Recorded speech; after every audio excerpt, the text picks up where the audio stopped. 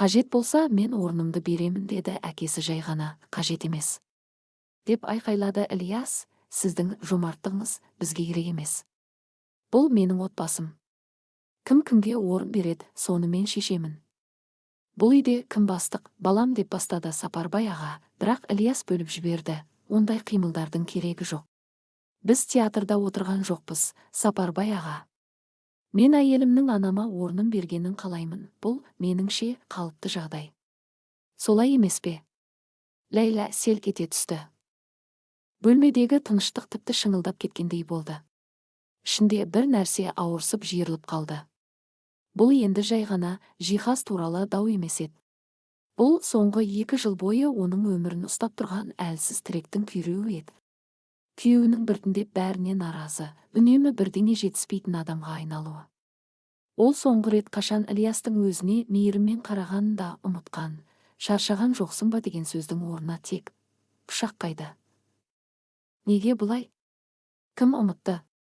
Тағы сен бе дегендер ғана қалды. Ал қазір ол бәрінің көзінше оны таптап жатты. Ләйләнің аяқтары дірілдеп кетті. Ол орнынан да тұра алмады, жауап та қайтара алмады. Қорыққандықтан емес, тамағына бір нәрсе тығылып қалғандай ауа жетпей тұрды. Ұят, өкпе, қорқыныш бәрі бір сәтте басып қалды. Ал Ілияс көзін оттай жайнап, оған қатыгез көзқараспен қарап тұрды, тапсырысты кеш орындайтын итке қарағандай. Рая апай пальтосының жағасын түзеп, шамасы, мен мұнда артықпын. Отырудың өзі драмаға айналған екен. Мұндай ашық құрметсіздікке үйренбегенмін, деді. Ол Ілиясқа қарап, одан әрекет күтті. Ал Ләйла сол сәтте ас үйге кіріп кеткен еді. Отырыңыз, мама, деді Ілияс, сізге су. Рая апай ренішпен дем шығарып, бірақ отырып қалды. Үстелде қалу, бұл да бір қарсылық еді.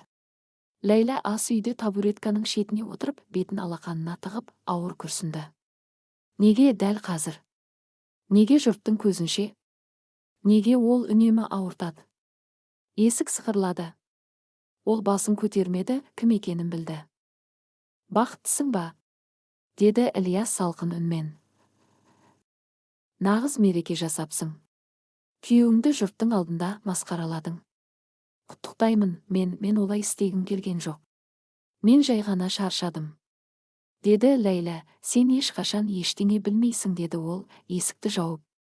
Мені үнемі ұятқа қалдырасың. Кейде үндемейсің, кейде тығыласың. Бұл қалай көрінетінін түсінесің бе? Мама келді, ал сен оны бұрышқа отырғыздың. Ол жай ғана сөйлесе де, сөздері инедей қадалды. Мен жұмыс істеймін, бәрін көтеріп жүрмін. Ал сен өзіңді ханшайым сияқты ұстайсың, мен ондай емеспін.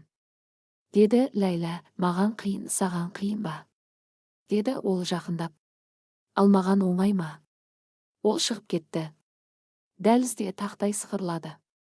Ешкім кірмесе де, Ләйла әкесінің бәрін болмаса да жеткілікті естігенін білді. Ол көзін сүртіп, баяу тұрды. Қабырға ар жағынан дыбыстар естіліп тұрды. Бірақ кенет бәрі тынды. Әкесінің даусы шықты, біраз нәрсені анықтайтын уақыт келді. Ләйла бөлмеге шықты.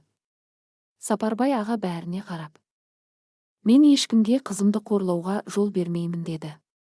Рая апай бірден ашуланды. Біз мұнда қызыңызды қорлау үшін келдік дегіңіз келе ме?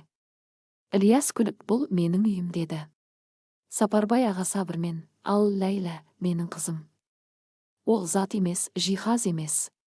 Бөлмеде ауыр тыныштық орнады. Сіз, деді Ілияс, бірақ Сапарбай аға оны бөліп жіберді. Бұл үй кімнің атына жазылғанын дәлелдеудің қажеті жоқ. Маған маңыздысы, бұл үйде 7 айлық жүкті әйелді бір айқаймен тұрғызбайтын болсын. Қызметші сияқты.